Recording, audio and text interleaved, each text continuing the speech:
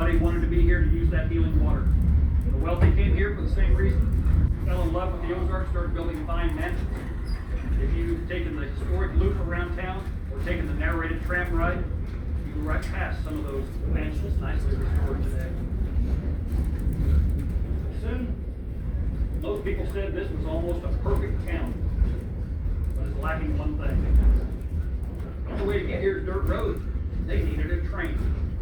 So they got the Frisco Railroad to lay tracks from Joplin, Missouri, right to where our depot is today. That opened up the business in 1883, and soon those trains were making up to 9 trips a day just to bring people and supplies into this particular town. Next year, 1884, there's 40 hotels and bathhouses in town, all small.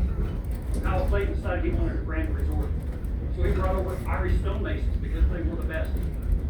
Built the Crescent Hotel. Beautiful hotel still sits up on top of the mountain. It took 2 years, $294,000 to build that hotel. And that's a ton of money in those days. At that time, you could build a nice hotel for about $50,000. When this opened up May of 1886, finest establishment west of Mississippi, even rivals some of the great resorts in New York. Now, like I told you, I do some of the ghost tours there. It is listed as the most haunted hotel in America. I guarantee it's got my vote. I've been there since last November, and I've seen way too many things. I've had too many things happen to me to say it's just a coincidence. So check them out sometime. Now we're going across Wilson's Crossing. Too long, short, and a long. It's nationwide standard. Anytime any train goes any type of road, whether it's a highway or even a driveway, they have to sound the whistle. Now there was a little cabin right there. In the summertime, you can rent that cabin by the day or by the week. Summertime is real common to see little kids kneeling on the couch and waiting at us out the window. It makes their day and we smile and wave back. But I want you to use your imagination. You're riding on this coach in the early 1980s when this railroad was reborn. It's being pulled by steam locomotives. So they come up there and blow those steam whistles. Well, the Good Shepherd Humane Society had their operation on the hill right behind that cabin. They're still in business today, but they're out on East 62 Highway. But they kept their dogs in a little cage. You can see the framework right here. So those dogs hear those steam whistles, they start howling. Well, they were singing to you. So you got a train ride, you got a free dog concert. So we'd stop the train, let you get off and look at those dogs. If there was some dog you had to have, we'd hold the train while you adopted it. Then you bring the dog on board with you, dogs ride free. We still have the dogs ride free policy on the morning and afternoon excursions, as long as the animal is well behaved. And it is, well, we hardly ever have an excursion that doesn't have at least one dog on there. I've had as many as 5 on here. Everything worked out great. Well, the railroad's running. Crescent Hotel's doing good business. Eureka Springs is still growing. The thing is, people came to town too. 1896, Outlaw Bill Doolin came to town. She throwing things at you, sir. If you want to fling her off the train, I won't stop it. Outlaw Bill Doolin came to town. Part of the Doolin Dog Gang, bank robbers, train robbers. See, he'd been shot several times during his career as a felon. He was hurting. So he came to Eureka Springs to soak in a tub of that healing spring water. Oh, don't worry about it, it's fine. That's just one of the sticks we use to hold the windows up sometimes. Some of the windows we don't trust, so we pop them. Well, Bill Doolin wanted to soak in a tub to ease his pain. Sheriff Bill Tilton found him in one of those bathhouses, arrested him without incident. Yep, caught him with his pants down. Arrested him, put him on the train, took him to Oklahoma to stand trial. You remember Carrie Nation? Little lady with a hatchet preaching evils of alcohol? Used that hatchet to smash cars and sleds. She lived in Eureka Springs in 1906. Not such a little lady. She stood 6 feet tall. So just about as tall as I am. And then, y'all know Willie Nelson. He used to come here and do little impromptu concerts at the Crescent Hotel. He fell in love with it. So when he was in town, he just stopped there and put on a concert for just whoever wanted to be there. See, he came to town to visit one of his sisters who lived here. Oh, I forgot W.C. Fields. Remember the comedian and acted in movies in the 30s? He loved the Palace Hotel and Bathhouse. So he's the regular here in Eureka race. And then Bill Clinton, when he was still governor, he was instrumental in getting these green trolleys you see taking people around town. He got those here to help relieve some of the traffic congestion. So, Bill's all right in my book. Well, for this anyway. I'm not gonna say anymore. But you know, everything's going well for the town, going well for the railroad. They decided they needed to expand. Need to go someplace besides Joplin. So they started laying track east, southeast, Harrison, Arkansas. Well, something got in their way that slowed them down. A mountain. They couldn't go over it, they couldn't go around it, they had to go through it. At the same time, suddenly they started to pull in, working towards the middle, hoping they'd meet on the same level and not off of one side or the other. With determination and skill, they met right where they planned, laid the track through that 700-foot long tunnel and onto Harrison. Eventually, 369 miles to Helena, Arkansas, on the Mississippi River. That river port was so important to get supplies, so the railroad could supply all the towns it serviced. Things are going great for the railroad. In 1913, they built that depot that we just left. That was state-of-the-art in its day. Replaced the smaller wooden depot they used previously. They invested in the newest thing in railroading. The motor car. Not an automobile. It's a coach much like this, but about 10 feet shorter. It had its own gasoline-powered motors, so you didn't have to drag it around with one of those cantankerous steam locomotives. They were perfect for hauling passengers. They bought 2 of them. They're commonly called doodle bugs. So they're hauling passengers all over the place, leaving the steam locomotives full of much heavier freight trains. August 5th, 1914, Joplin, Missouri was the place to be. It was an anniversary celebration of Lincoln's Emancipation Proclamation. Day-long parades, concerts, picnic lunches, lots of political speeches. One of those doodle bugs loaded up to take people up there for the day. At the end of the day, they loaded up to bring them back home, but due to a series of errors, that doodle bug was put on the tracks, headed straight towards the steam-powered train. See, at that time, there's no way to communicate between the vehicles. Sure, each vehicle knew about the other one, but each one was so far behind, well, surely the other had already passed. They were dead wrong. They met head-on near Tipton Ford, Missouri, about 10 miles south of Joplin, each vehicle moving about 35 miles an hour. When they struck, that steam-powered train was so much heavier, had so much more momentum, that locomotive drove itself 22 feet inside that doodle bug. Then knocked it backwards, 651 feet. Fuel tanks on the doodle bug ruptured, the car exploded. The lucky people were the ones that were blown out through the windows during the explosion, because people were trapped inside. The whole car was engulfed in flames. People couldn't get back on to help them because of the intensity of the flames. There's reports people were begging to be shot so they wouldn't burn to death. One woman climbed back on the car to find her baby that she lost during the accident. Neither one of them made it out alive. Of the 77 people on board, 43 lost their lives, including the entire 5-man crew and the motorman's wife. Well, the railroad did the right thing. They paid everybody's medical bills, hospital bills, paid to settle lawsuits, they paid for the funerals, the burials, and headstones of those that died.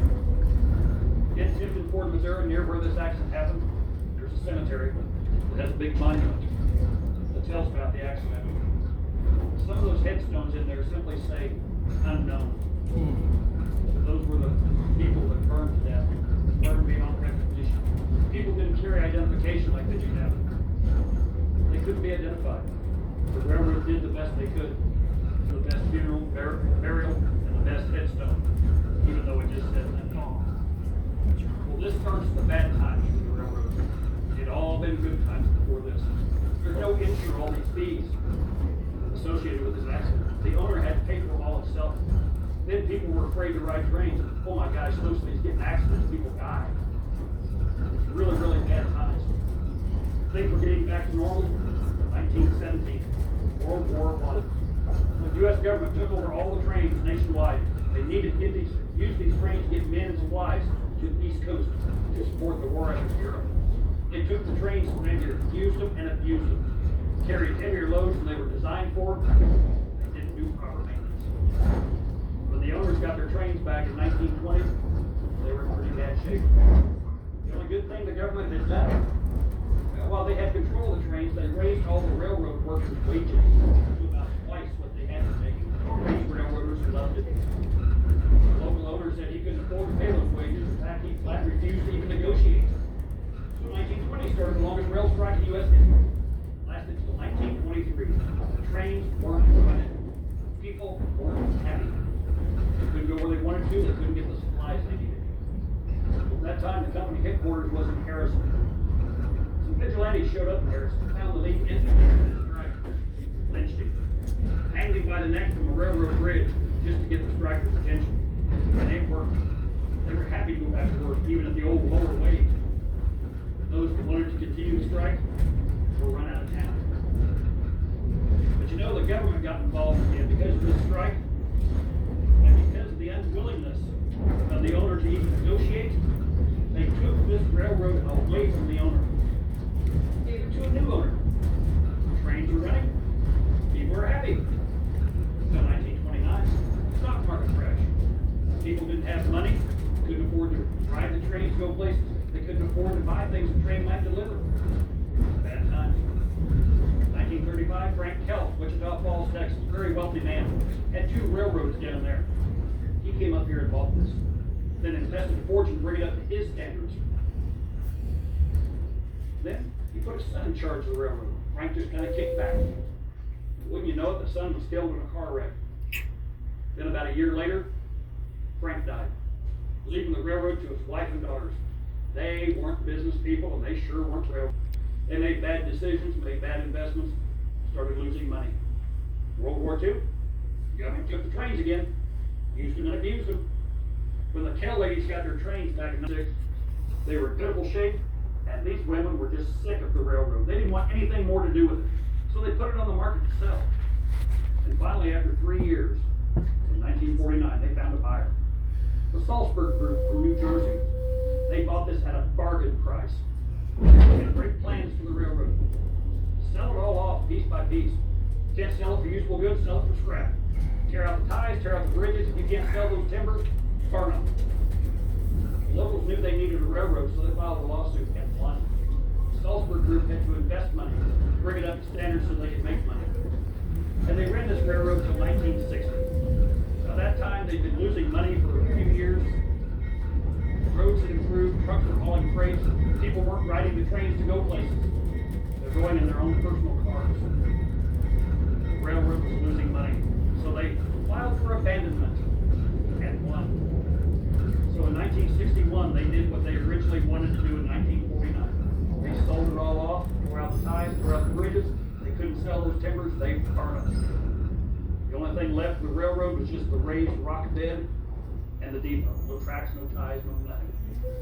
And it sat vacant until 1980, when the Dorch family came up here and purchased it. See, they had a huge cotton plantation down in the southern part of the state near Scott, Arkansas. Big enough it had its own railroad on property. So Robert Dorch II and his sons came up here and started laying track. Everything had to come in by truck because there's no rails to hook up to anywhere. Can you imagine seeing this coach, 80 feet long, 93,000 pounds, come down Main Street in Eureka Springs on the back of the truck? I wish there was video. I haven't found any. You all know what the roads are like just to get to Eureka. It would have been one heck of a task. Well, they laid track the first year to Wilson's Crossing, where that little cabin was, where we blew the whistles. And with an old steam locomotive, they charged 25 cents for the round trip. The next year, they had track laid to here, our destination today, Junction, charged at 50 cents. Now, in 2001, that old steam locomotive quit. Needed a new boiler, and at that time, it was going to cost almost $2 million. Just couldn't do it. So that's why we're running all diesel electric today. Dorch family, they're the longest term owners of this railroad throughout its entire history. The father's now gone. 2 of the sons run this railroad. It's a labor of love. It's not a big money maker. But you know, it's part of the history of Eureka Springs. It needs to be here. It's had such a colorful history, I hope it's got a bright, bright future. Now the tracks up here behind me used to go around the curve, would cross what's now 23 Highway. We can't make that crossing. It's a multi-million-dollar crossing we just can't do. And it wouldn't do any good anyway. Because when everything was abandoned, the county built a road right up to the length of the old rail bed, so we can't get access. But that's the way to Joplin. This is the way to Harrison. The tracks currently go between 200 and 300 yards the other side of that bridge. Stop. We can't go any further. Again, the county built a road right up the length of the old rail bed, so we can't get access to it. That tunnel I told you about, it's just 3 miles from here in Charcoal Gap. You can't get there. It's on the registry for historic places in Arkansas. We need to get there someday. I'm told that tunnel is totally restorable.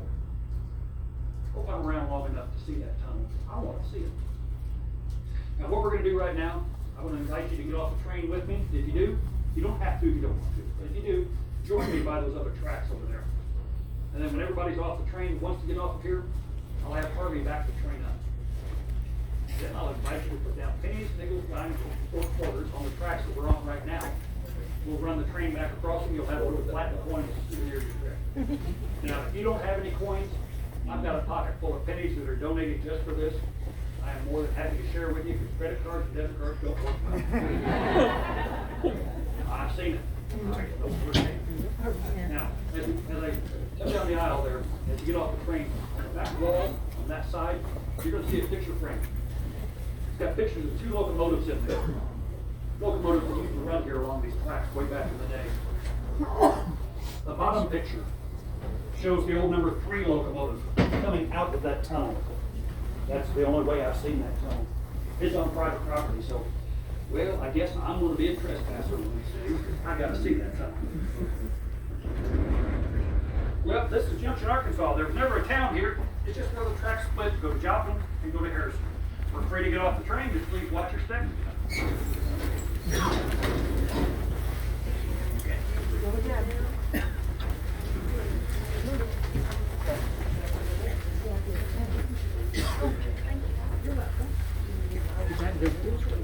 Now, please don't walk out on the bridge.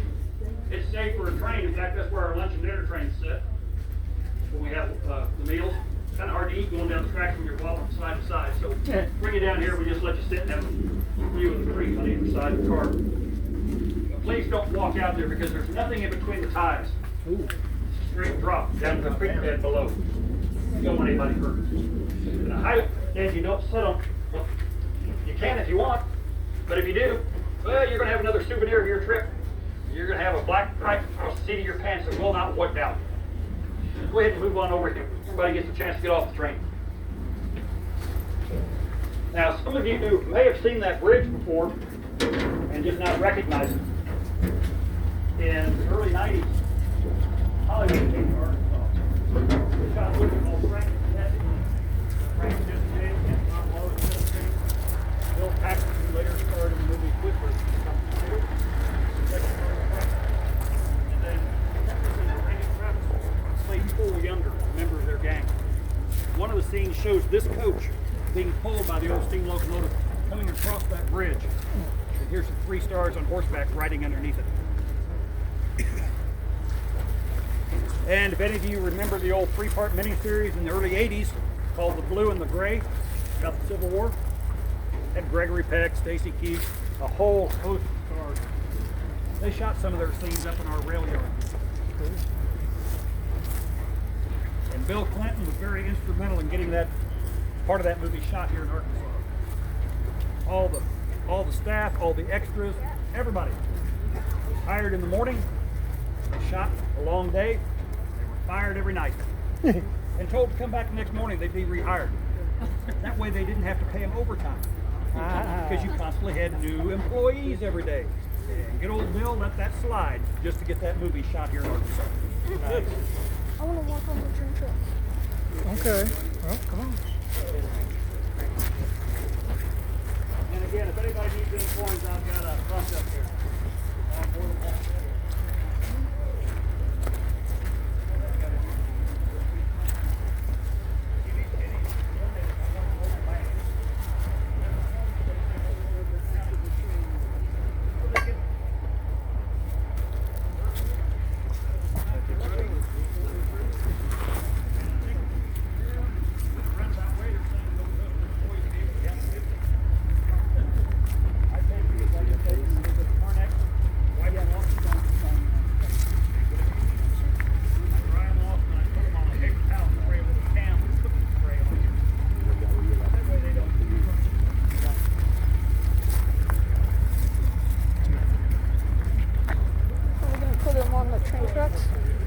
here we're going to in a minute. Why not here? We're going to back the train up and then we're going to the motor. Why not here? Because the train's not going to switch over to this track. Oh, it can't?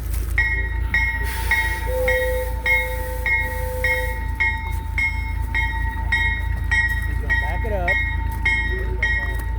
Here goes Mommy. Now there was 3 blasts of whistle to back up. One to stop, 2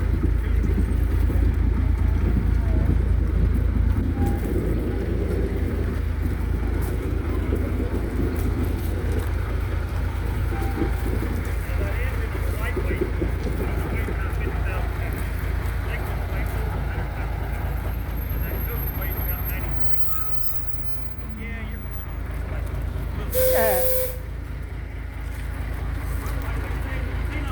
Ladies and gentlemen, step right up and lay your money down. Okay, you got the pennies? Yeah. Okay. Pin. If you stack your coins up, they will not weld together. What the? Okay. Well, right there laying down. Poor grandkids. Okay.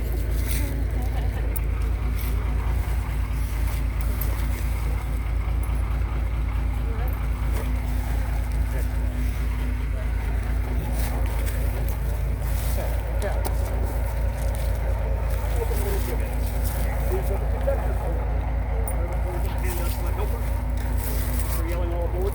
So I lay one down and lay another one partway across and like a long chain. Like I said, they won't weld together, but when you run across them, they need to feed together. I do that just to make it a little bit different. Anybody can just have a black coin. Also, after the morning excursion, sometimes people waiting at the depot for the lunch train, there's some little kids up there. They don't get to do this. So I give them the coins too, so they have a little memento of the occasion. Now I will say, I've heard from some of the former conductors, they suggest spitting on the bottom side of the coin before you put it on the track, so it doesn't vibrate off. I don't do that. So it didn't vibrate. Doesn't really do any good. Got the only advantage I can see to doing it is just making sure nobody else picks up the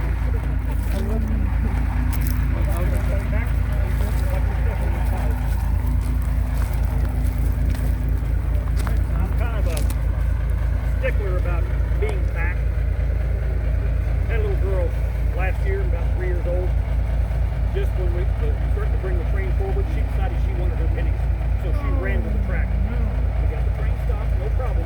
I think you can imagine what it did to this old man's heart. I didn't want to go through that. And please stay back behind these ties until I tell you to stay. He'll go up when the track merge. He'll stop. But then he rolls backwards a little bit until those brakes lock up. If for some reason they fail to lock up, gravity's going to bring that train right back into it. So please wait until I tell you to stay put. Roll forward. Let's smash the coins.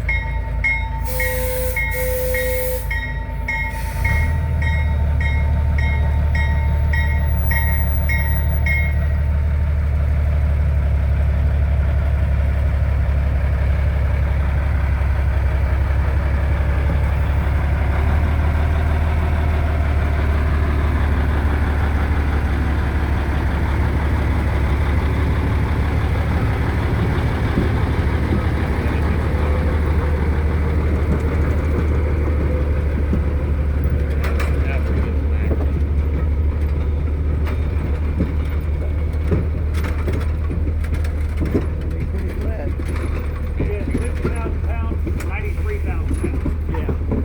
Look how big the springs are.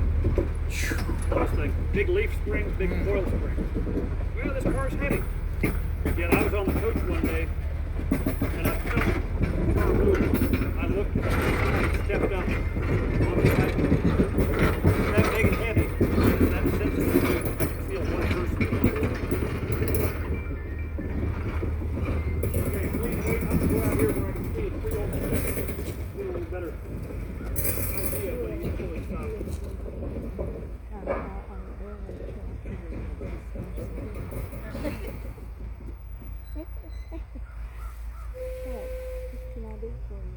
Okay, you can approach the track. Where's ours? It's right here. Can you get him? Can you see him? Here, yours? Yeah. Did they fall off? No. That's a quarter. What do you think?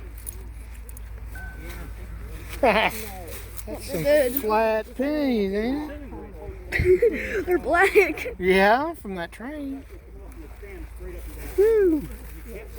Huh. You're just flat as food. That's crazy. You could see where they were, Yeah. but they're gone. Probably next to that wheel.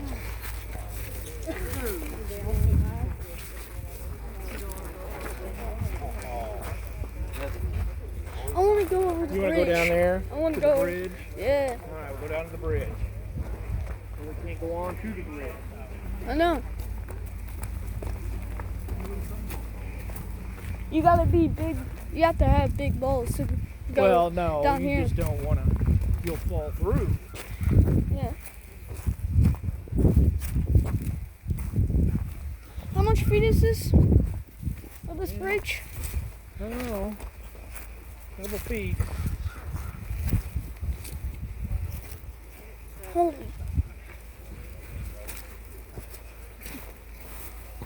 So he said don't go on the bridge? Yeah, don't go on it. Now you can go up there and look down. of them.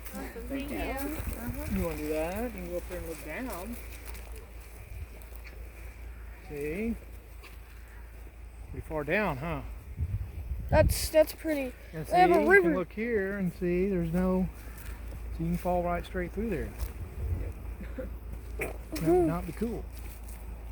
Well, you can walk right here, but you would probably fall. Mm-hmm.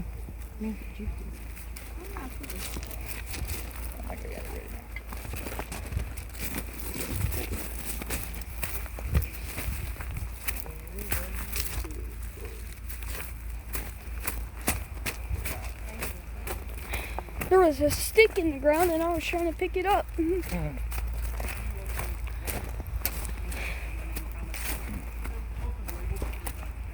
I was thinking to use all my strength, but I said no. That's metal. Mm-hmm. That is metal.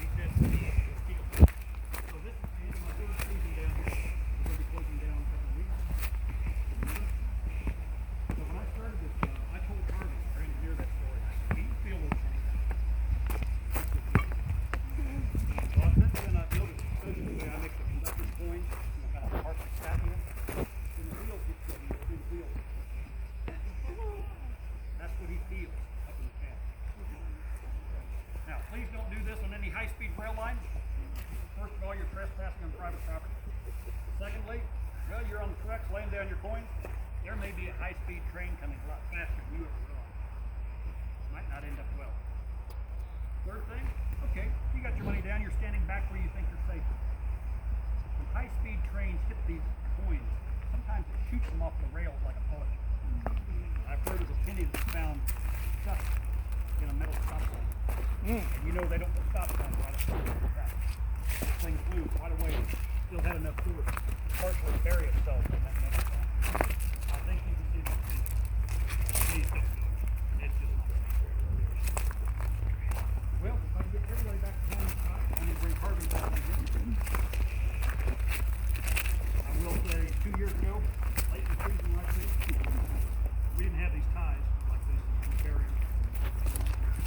Well, when I came out standing and looked close,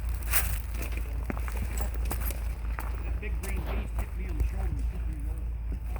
Rolled down and away. Could have been bad if I rolled the other way. People have me snatched up and I guarantee it was very educational for them. I learned don't stand near that train when it's moving. And I also learned something very, very important about myself. I sure don't bounce as good as I used to when I was young. I'm pretty still about it. These are old train tracks. Mm-hmm. Now, did you happen to notice how perfectly he had those steps of the train lined up on that platform? You can't see that platform. It's in a blind spot there. John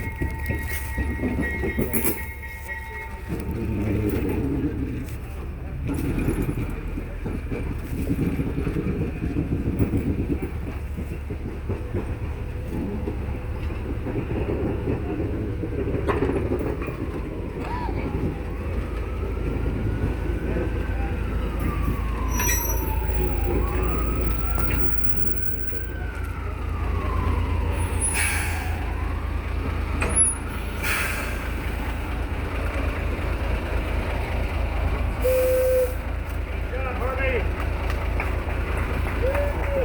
It's great work. Come on, Dad. Dad, it's not scary. You won't die. I did it. Come on. See, it wasn't scary. That would be my new game. Jumping up. It's cold.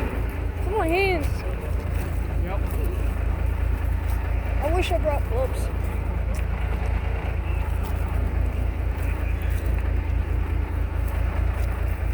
I appreciate you when it's very important. Cold, man.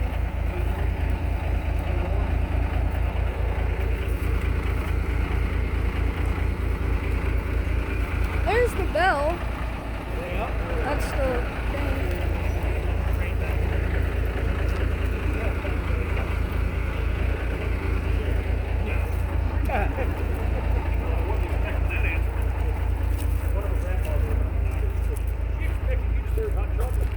Oh, sweetie, I'm sorry. This isn't the whole story. Try to make you here. But you know, if you don't have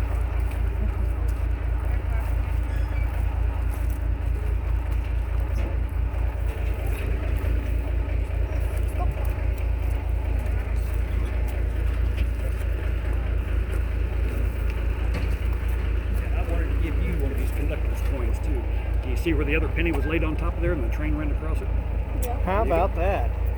Pretty cool, huh? Thank you. All right. Watch your step.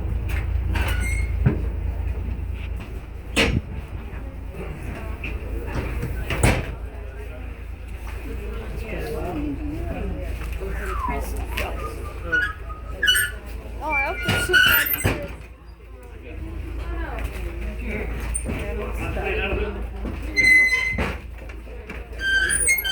That's what people are doing now.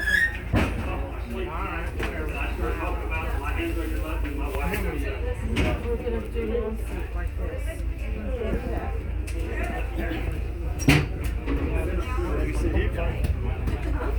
Okay. Here, Mom. Cool. Okay. All right, stand out in the aisle and I'll have Phil push your seat. Okay. Grandma, I can do it. What, honey? I can do it. That's easy. Did you put the coins down? Huh? What did you think? That was crazy. Pretty slick little mechanism on those seats, isn't it? That's okay. Let me do it. I can do. 1923, they were doing it for a long time before that. Get ready. All right. Yeah. Isaac, what? Invest that back. And I understand that. There we go. Okay, Grandma. Okay. Do you have Okay. Dad's gonna sit there. You wanna sit over here? Or there? Sitting right here.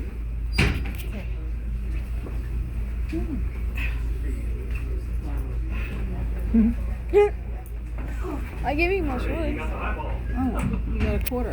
Mm-hmm. Now, I'm going to tell you a little ghost story. Oh. Did you video all of that? We're gonna do a lot of it. Awesome. You're gonna post it later? I read this story in two different books. Both of them tell the identical story, but one book said it happened in 1890, the other book said 1891. I guess pick your year. Steam powered train coming back to Eureka Springs late at night, way behind schedule. They're flying down the tracks moving a lot faster than they're supposed to. In the cab of that steam locomotive was an engineer, his last name was Dobbins. Then there's a fireman. He's the poor guy, seems like all too often throwing wood into that firebox, keep that fire hot, to make the steam powers the train. He's also, besides doing that, he's watching air pressure gauges, steam pressure gauges, and the water level in the boiler. Because that water level gets off, the boiler can explode. So he's a very busy man. And then there's a brakeman. He's the guy that gets off the train and throws the switch, move the train to different tracks or to a siding as need be. They're all three in the cab flying back to Eureka. Well, they started to go into that curve. And, you know, those big headlights those locomotives had, they were huge, but they didn't really put out that much light, you know, especially compared to a modern day light. But they started into that curve, and all of a sudden that light started shining on the caboose, sitting dead still on the tracks in front of them. It didn't make any sense to them. Why is there a caboose there? Well, on the back platform, there's a conductor Isaac, did with a you red drop lantern. your nail in He's here? waving that lantern frantically, trying to get their attention so they'll stop. I gotta find Of it. course, Dobbins hits the brakes. He's going too fast. He's too close. So he lays on those brakes even harder, hoping to stop. He knew there wasn't much room left on those brakes, but he laid on them just a little bit more, but he locked up the wheels. Got steel wheels sliding on steel rails like being on ice. He's not going to be able to stop. He told the other two to get out of the platform and jump. Just before they stepped off, he yells, "Wait! Look!" Looked up the tracks ahead of him. No caboose. No conductor, no red lantern.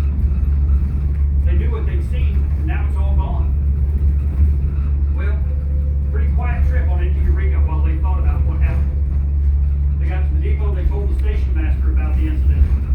He didn't believe them. So he said, "Each of you fill out a report. I want to see it." They filled out their reports, turned them in. Each report was identical to the other ones. Each man saw it exactly the same as the others. The next day, the railroad owner wanted them to take him out where it happened. Maybe he could explain what they saw or what they didn't see.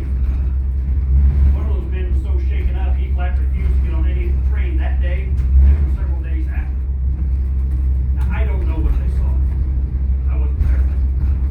But I know what the stories tell. And apparently they saw something that affected them greatly, and in at least one case affected them for a long time. That's our ghost story. On one of the afternoon excursions last year, server you're sitting, there was a woman sitting right there, and all of a sudden her window, just the second I finished the ghost story, her window went bang. Couldn't have been timed any better. That woman's eyes got about this big around.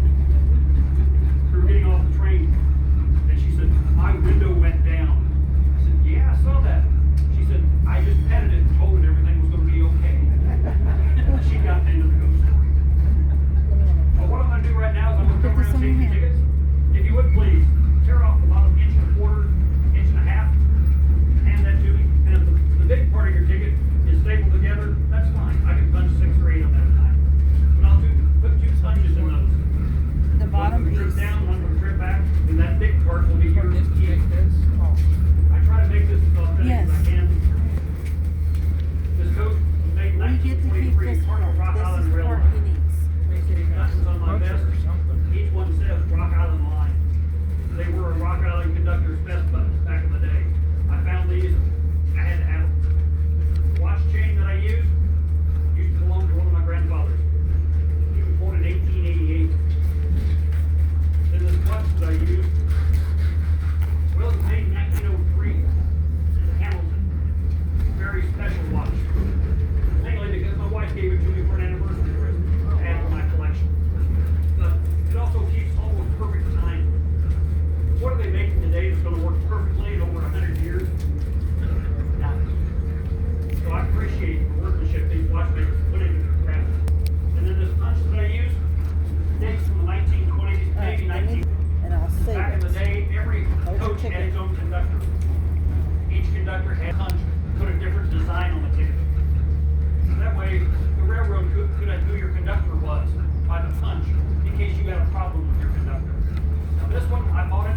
It just had a unique design, but I didn't know what it was. One of my passengers says, "Well, it looks just like a conductor in profile." So when I hand your boarding pass back to you, look, you'll see a round head, and you'll see the peak of the bill, and the peak of the crown.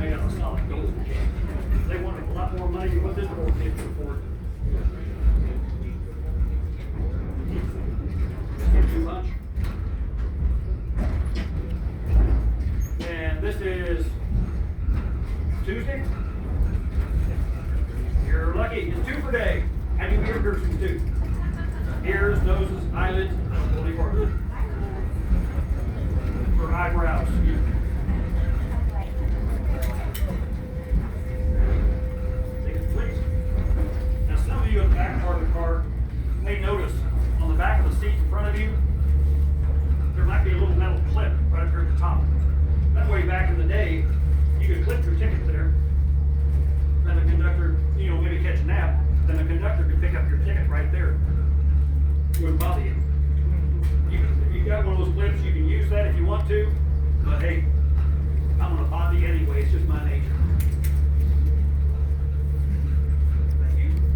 Now, I've told you about an old steam locomotive we used to run here, the 201. You quit running, it's the one that did.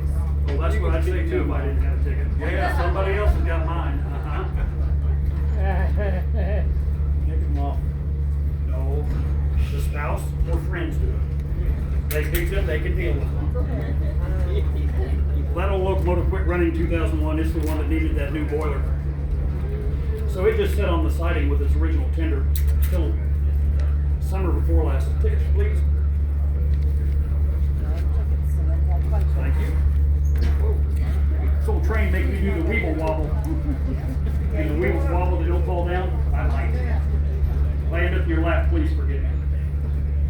Well, anyway, summer before last, a crew came up, pulled that old locomotive, big diesel engine we had, pulled it down across the turntable, took it to a siding, locked it down, started disassembling it. It and its original tender left here on the backs of 4 flatbed trucks.